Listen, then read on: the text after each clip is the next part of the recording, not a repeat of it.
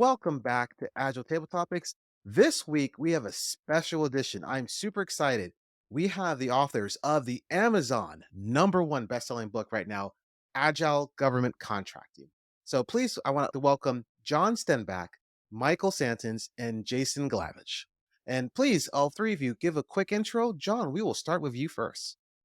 All right. I'm an old guy, been around a long time, been doing Agile since the early days of Agile, and really proud of this new book of ours because we think government and big business share a lot of similarities and can learn from each other. Thanks for having us, Omar. Indeed. And Jason, over to you. Please tell us about yourself. Jason Glavich, been around the DoD for about 20 years now, doing acquisition work. And the opportunity came for us to get together and write this and thought it was a really important thing that we put out. Thank you. Let's pass it over to Michael. Hello, Michael Santens. Pleased to be here. I am currently in the federal government because I took a hiatus for 15 years, just trying to combine contracts, program management, and IT in one nutshell.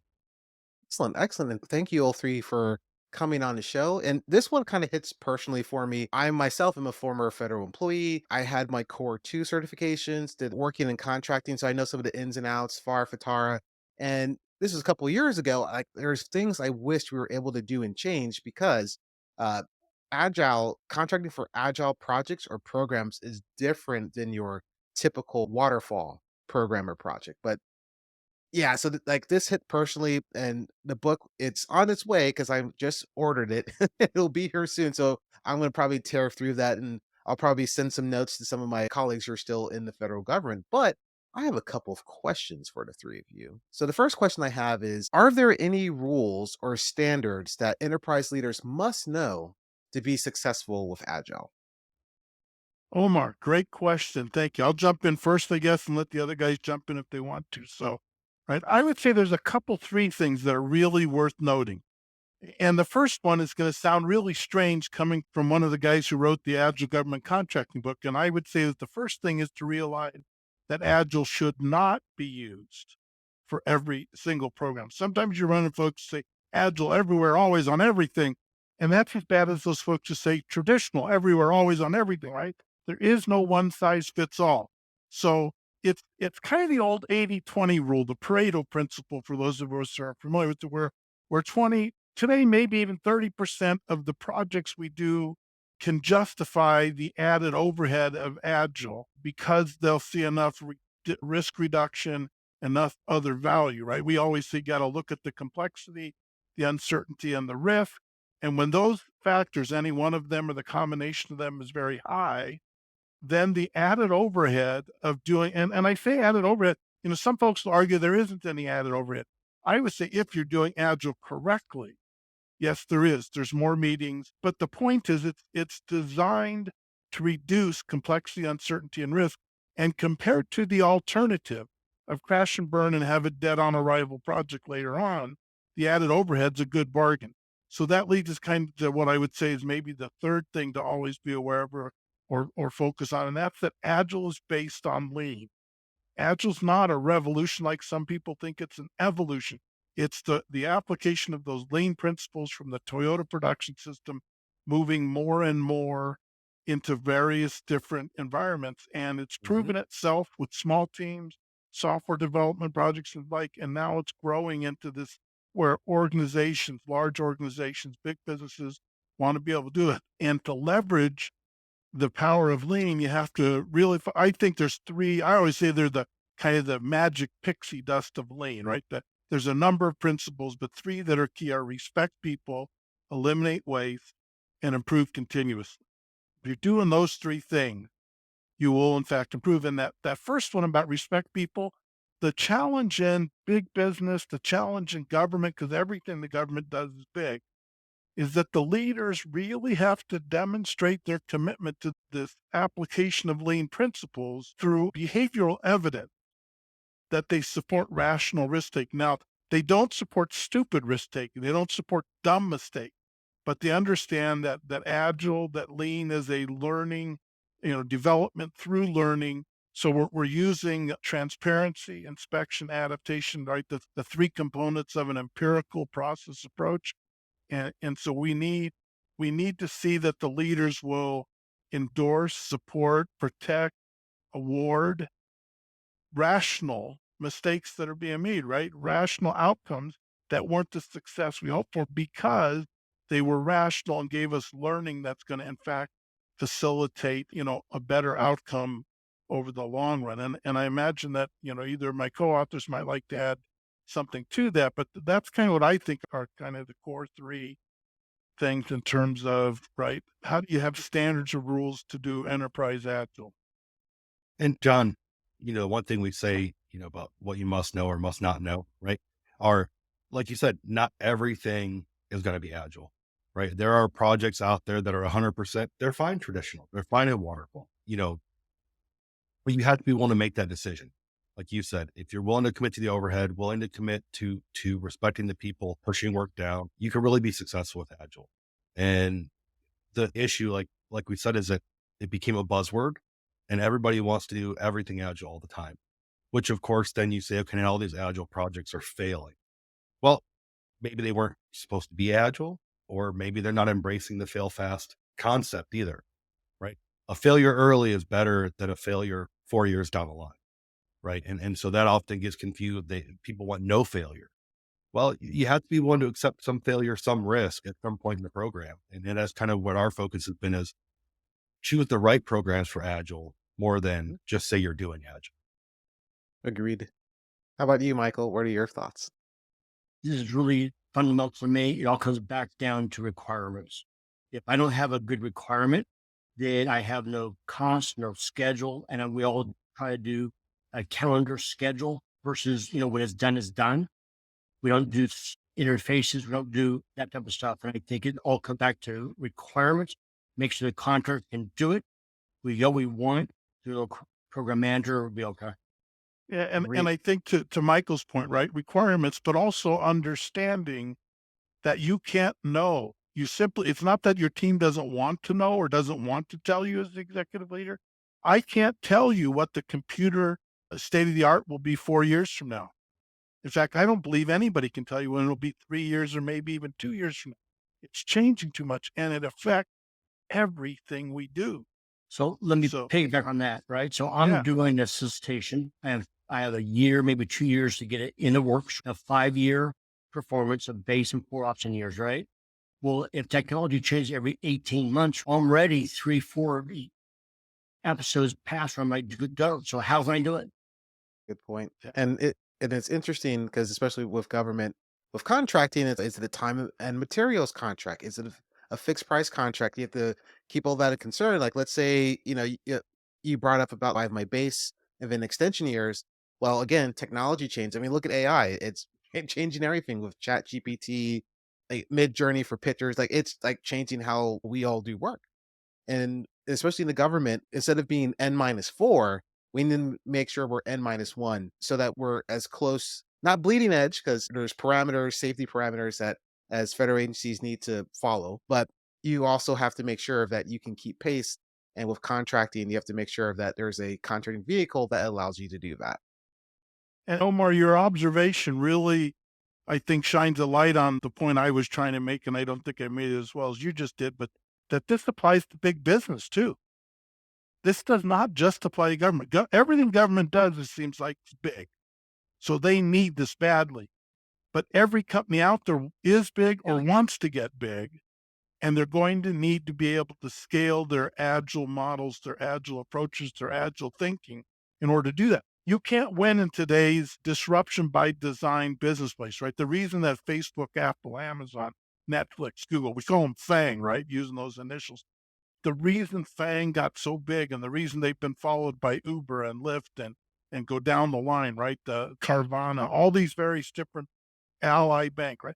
They're all using this disruption by design business model, and it's got such great correlation to trying to achieve agility in the government, who is facing other nation states that are trying to disrupt us by design so they can get a bigger slice of the pie or whatever it is. And it could lead to violent conflict, which none of us want. So there's a great deal of overlap and learning that can be applied both ways. Indeed, indeed. That was a good question. All right, Yeah, well done. That was Nice great. job, Omar. Let's move on to question number 2. Is there any one factor, call it an overriding factor, that is the engine driving the demand for agile approaches? I think, Omar, the biggest thing we have to look at when we talk about what's driving this approach is we've seen too many systems for too long that start off with a good set of requirements in, the beginning year. You don't see a product for 7, 8 years, whatever the timeline is. And by the time it gets there, it's not what the user needed. Right. And so, one of the most important concepts in Agile is the user, right? It's that product owner. And it's also the MVP concept, right? You're not giving them the whole new system in 6 months, a year and a half, but you're giving them enough to keep them interested to see that better things are coming. And it's also a big timeline thing, right? I think the interest in Agile goes a long way to say, we don't need these 20-year, 30-year projects. We're not making a new fighter jet, right? A lot of these things could be done in a very simple way, even with boutique type contractors to get a good Mhm. product out there to meet what your user needs. I think the other part of this, during the conflict in the Middle East, right, for the last 20 years, there were a lot of these very special acquisition commands that would work on rapid fielding of new technology. And a lot of those things were seen as very, very good, right? So why can't we do that? Get these products out there faster. I think the other factor that Agile really employs is pushing decisions down, Yeah. right? We don't want every decision on the program to go all the way up to whoever your leader is, whether that's an SES or a general or an admiral. And if you can trust your people and you can have them move forward with these small decisions, then everything moves a lot faster, right? So I think in the interest of there's some additional overhead, right, from the contractor team and the government to manage it. But because you can get something out there in an MVP or a new capability fashion a lot faster, right? You keep the interest of that user group, right? They see that they're getting something. And I think actually the last part of it too is something John hit on earlier, which is what is going to be the technology in a couple of years, right? If you do this big, long process, you may be locked into whatever the technology was at that time. But by the time it actually comes out, nobody's using it anymore, right? I like to use the example of Skype, right? Skype had the word, everybody Skyped everyone. They were years ahead. The pandemic hits, everybody forgot about Skype, right? Mhm. It was Zoom and it was Teams. Well, same thing here. If you can get those things first to market, you can get them out there, you gain that user group, and it really makes a big impact, to the government as well, right? Because it allows you to say, okay, we are succeeding in something that we know notoriously has been adopted by private industry more than we have. Like John said, Agile is nothing new. It's just an evolution of what we've been doing, whether it was Spiral or Rough or Yep. things past. And we've done that. So this is really the point where we go back and say, okay, how do we improve on that? The constant improvement. And I think that's the biggest thing that catches us is in order to improve, you have to change, right? Which is something we talk about a lot in the book. You have to change that culture. So when the culture pushes Agile, sometimes they don't realize what it's going to mean to be Agile. And if I could hitchhike on that, Jason, I wish you'd have thought of that example sooner. We should have included that in our book. But the battle sorry, I didn't make you spit your coffee out. But right, the battle between Skype and Zoom when COVID came out, because Skype did have the marketplace. And Skype was trying to be everything to Yep. everybody, but also control it so that they could, keep capture the lion's share of the revenue. Zoom came in using the disruption by design model and said, what are the 3 or 4 or 5 things that people want most that we could deliver for very inexpensively or for free to get everybody using it, and then let them volunteer into an upgraded higher level of service or class or whatever. And their user base swelled from, if I recall correctly, it's been a couple years now that I read this, but in December before COVID, they had something like 12 or 15 million people using Zoom. And by March, they had 120 million. Yep. And now they have something like 500 million using Zoom. They have absolutely displaced Skype. Well, there you go. That was a nonviolent, bloodless takeover or battle that was won by the little guy because of the agility. And the same thing is happening in the government space and needs to happen in the government space. The taxpayers are tired of spending money in stupid ways. And all of us, I think, fall into Mhm. that category where we want to see the government be smarter. When you look at for instance, development of a battleship, it's a huge project, billions of dollars, multi-year, and they specify the technology, the computer systems early in the process. So in order to get final sign off and get final payment, they have to do sea trials. They take that battleship out. They do the sea trials, which with what I always like to call the 13 megahertz XT, because most of us know what those letters mean. And then they bring it right back into the dock and they tear out all those computers they just put in. Those computers have been used one time and they tear them out and throw them in the dumpster because the technology is so old. Yep. Right, and they use the same piping, right, the same fiber, the same signal systems or whatever, but now they put it. Why is it that we can't just specify we're gonna need computers and spec those closer to delivery so we don't have to throw them all away? I can't answer that question. I imagine Michael's the one who's the most frustrated with that. Unfortunately, it's the lay of the land. There's nothing you can do because look at my phone, right? I have a calculator on here, right? How many times do I actually use sine, cosine, regression analysis on my phone? It Yeah, literally did the basic functions. This do what we need to do and forget the other stuff. I'll just add it on as we want to down the road. yeah, good point.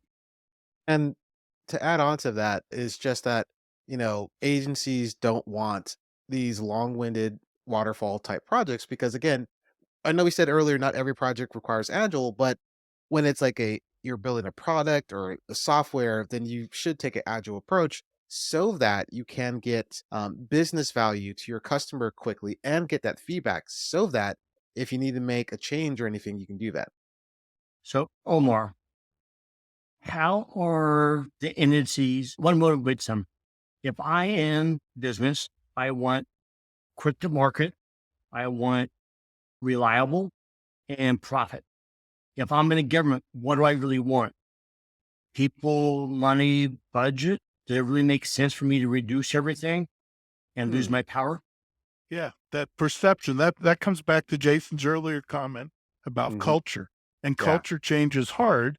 And I can think another good example of what you were saying, Omar, is if I'm gonna build a hospital to take care of our veterans as part of the VA system, I do not need Agile for the construction crews pouring the concrete, but I damn well do need Agile for the technology teams installing the computer system and linking to the scanners and the CRTs and the MRI machines and all that stuff, and for data protection of my personally identifiable records. Hmm. So I think we've reached the point in the evolution of government and big business where you can no longer say that any project is strictly and only all agile or all traditional. I think it's a combination of the two things. And one of the barriers that we were trying to break through or help overcome in the government world is that the contracting cycles, as you mentioned, Omar, the FAR and the like, right? All those terrible four horsemen that we have to deal with, right? It, Okay.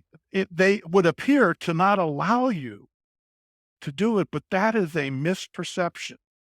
So one of the values that we really tried to provide with the book, we cite 74 different specific agile, or I'm sorry, different FAR clauses and how they allow and facilitate legally available agile approaches.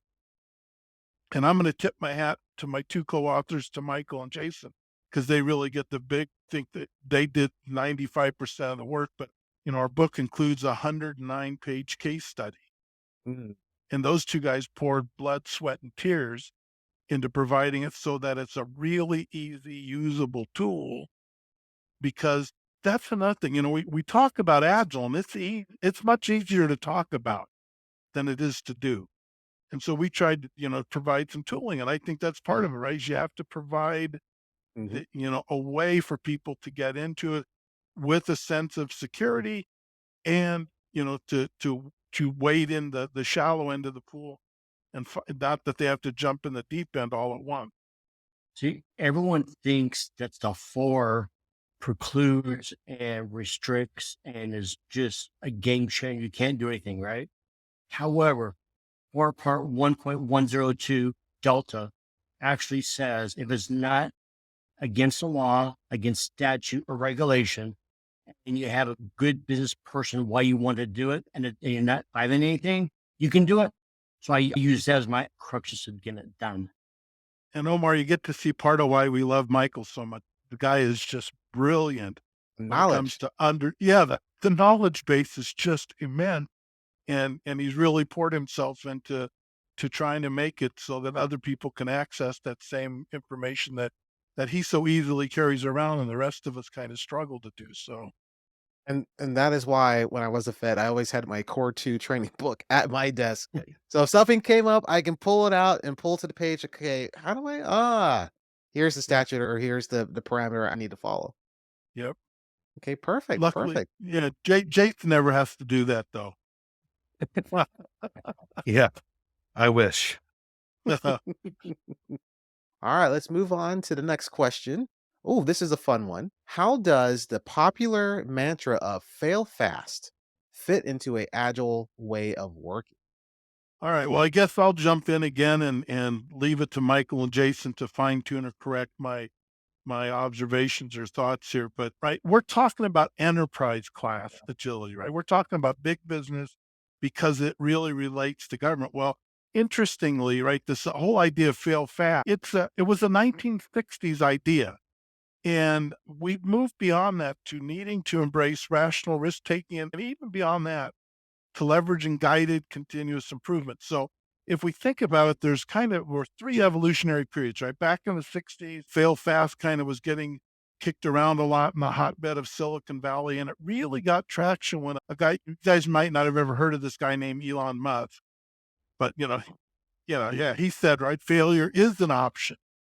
The opposite of what we heard from the NASA program, right? So different environment, different mantras. But he said failure is an option because if you're not failing, you're not challenging it enough, you're not innovating it enough. And that really makes sense. The problem is, as so often happens in Silicon Valley and lots of other places, it got embraced without much thinking.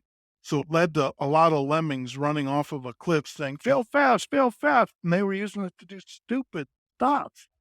Right? And to my earlier comments, we wanna be able to use transparency, inspection, adaptation to learn our way forward. So yeah, we fail fast, but we wanna fail smartly, and that's when the idea that rational risk taking really started to emerge, really became kind of an outgrowth of those lean principles, the Toyota production system in the commercial world that I mentioned, or the observe, orient, decide, act, OODA methodology that Colonel John Boyd in the U.S. Air Force developed that's commonly used or thought through or applied in the military and government space. So, right, we had fail fast as kind of a first evolutionary period. We had kind of rational risk taking, and it's now kind of being supplanted by this idea of guided continuous improvement. And, if you think about it, in fact, and I learned this from my dad, and he used to say, every required mistake must be made. But then he'd say, but you don't have to make them all, right? Every required mistake has to be made, but if you can learn from others, Mhm. you don't have to make them all.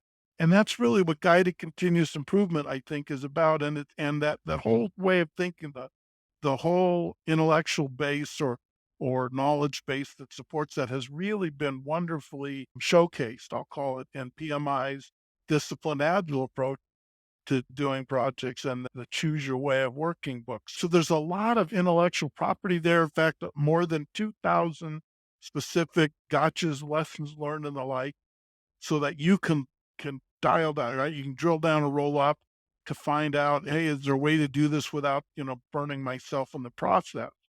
And so guided continuous improvement really makes a lot of sense. And you're moving back and forth between those various bases of thought. I think as you approach this and you begin to say, okay, fail fast, yes, but can we do better than fail fast? I think we can. And I talk too much, so I'm gonna pause and let Michael or Jason jump in here and add their thoughts. What I wanted to say something, John. You talk about failing fast, but when you fail, you learn something, right? I Yep. mean, that's one of the things is, right, you don't see it as a failure, see it as a learning opportunity, is then to make a decision on what to do next. And and John's smiling because he knows where I'm going, is that decision making ability, right? That ability to make an early decision rather than lose the value of it by waiting, right? That decision Yeah. late. It is something we just talked about last week in our web series. We talk about in the book.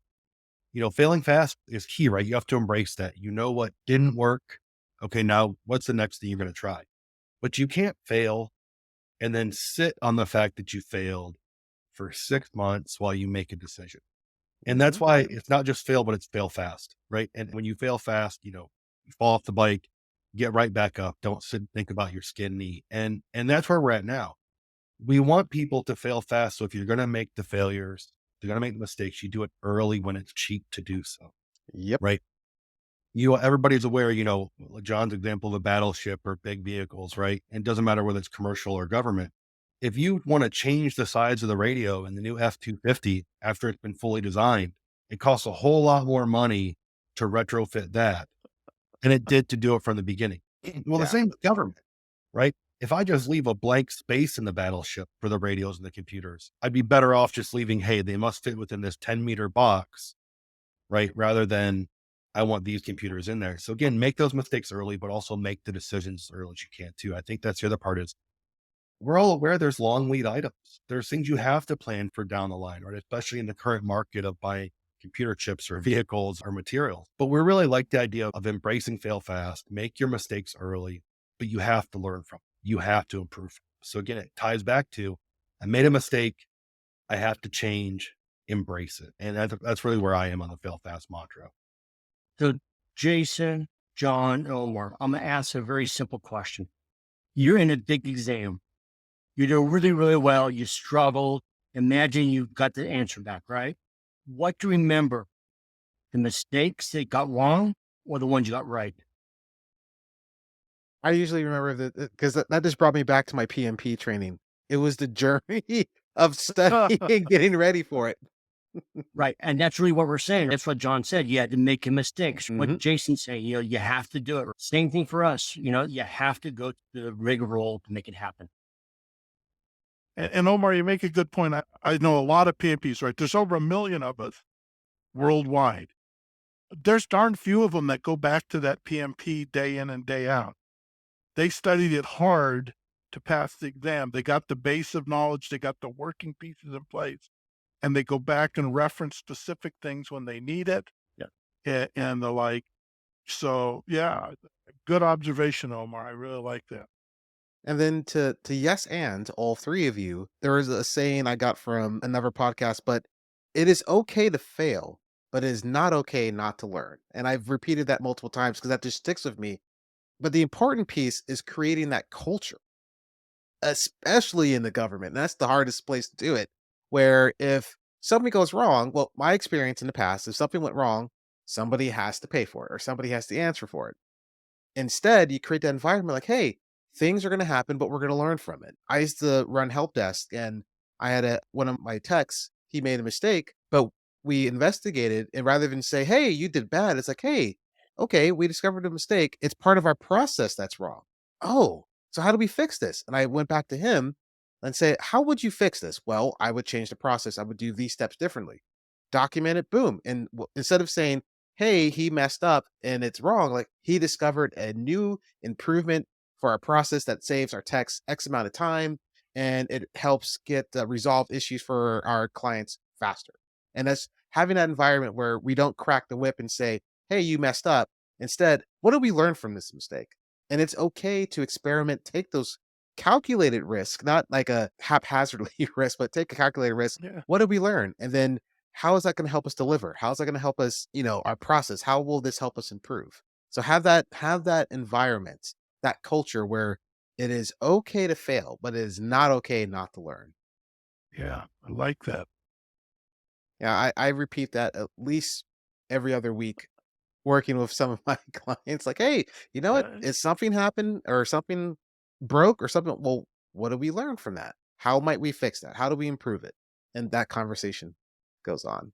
All right, perfect. I think we Yeah. have time for one more question, so here we go. So, one of the most common challenges out there is aligning and integrating agile and traditional approaches. What are your thoughts on how to do that? Ooh. Michael, I think you got to take that one. Start. My pleasure. And thanks for the question. I think a lot of this is just based upon a lexicon. Make sure I do the right word, make sure I know exactly what it means. In a WBS, you have a dictionary, you make sure what's going on. When is done, done. How am I gonna make sure I convey the right thing? I wanted to jump on what both you were saying real quick. And one of the things, like Michael was talking about, is it's as if it's undisciplined or you're not doing this and that. And we're choosing working software over documentation. I think it's much simpler than that, right? Everybody hears, it's a new way to build a mousetrap. And, if you watch American Pickers or those shows, there's hundreds of different styles of mousetrap people made over the years. And they all have the same function, right? Catch mice. Well, the same thing here is if the traditional documentation looks like, X, and the new documentation that you have looks like Y, it doesn't mean it doesn't serve the same purpose. It doesn't mean it doesn't do the same thing, right? They all hit the same quote unquote requirement, but it looks different. And again, change, right? Change is hard, change is Yes. uncomfortable. Um, and so when you ask somebody, if I ask John to change his style of writing after X number of years of doing it, he's going to be resistant to change, right? Well, the same thing if he tells me to do it, I should probably be more open because I've been doing it less time. Well, the same thing here with document and with the traditional versus agile processes. We're comfortable with traditional because it's our roots. It's what we know. And the moment we say, here's a different way, it's viewed as a bad way, not a different way. Go ahead, Michael. One safe and the one is on the precipice of the ridge. Yes. Yeah. If I were to get promoted, I do what my superiors or bosses have done. They've been in the system for lots of time, so they're rooted in the old ways. Maybe not this is a good way, but it's a different way. And because just like Jason said, it's just different. And just the different, you have to say, will they support me? And do I have the support in doing it? And can I get it done for everybody? Michael, you said promotions are an option. I was not aware that that was an option in the world. Man, I've been doing it wrong. Mm. It's funny as you say that. I think we've all heard that story about the mom, the wife who is getting ready to cook her first Christmas roast, and then she's cutting both ends off of it. And her husband's like, "Why do you do that?" Well, because that's how my mom taught me how to do it. Well, why did she do it? I don't know. So we call mom, and mom said, "I don't know, because that's what I learned from my mom." So now we call grandma, and grandma says, "Well, because the ovens were only that big, and we had to cut it off to fit it in the oven, right?" Like, why? Sometimes we do this for the stupidest of reasons because we didn't stop to ask the question. Right. Hmm. And I just, Omar, this because you've interviewed a lot of people, and this is a successful podcast, and you interact with a lot of people. We learn a lot, mostly from asking questions and engaging with each other. I got to tell you, I came into the process of writing this book thinking I knew a lot and finding out I didn't know as much as I thought. And I learned a tremendous amount because of who my two co-authors were. And I think that that's really one of the things that Agile requires is you got to remain open to learning. Yep. If you already think you have all the answers, or you already know one way to do it and you don't want to spend any energy to find another way to do it, even if it might be a lot better, because it's going to take energy initially to learn well, I forget who mentioned it, but the right lexicon or the new lexicon or how to correlate it with the old lexicon so that, you can use the old lexicon, like Michael says, right? My senior officer, my boss has been doing this for a long, long time. I might have to use the old lexicon so they recognize that the new lexicon correlate and then use the new lexicon with the new team, right? So I have to play this role that's a little more difficult to cultivate actual successful communication. Hey, John, And we've all been around Agile enough to know that that's really cool. Go ahead, Jason. your Christmas roasting got me thinking about something though, right? Which is Yeah. sometimes when the quote unquote new person asks a question, right? Hey, why do we do it this way? It's often viewed as you're questioning me. No, I'm not Yeah. questioning you. I'm Yeah. asking why this is the process.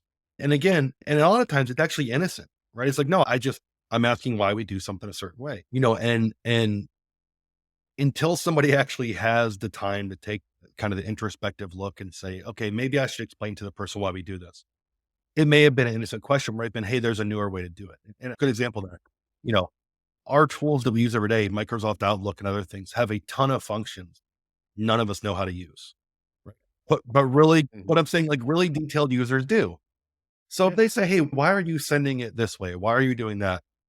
It may just be a question because they want to help you improve. And I think that's the other part that has to go on here.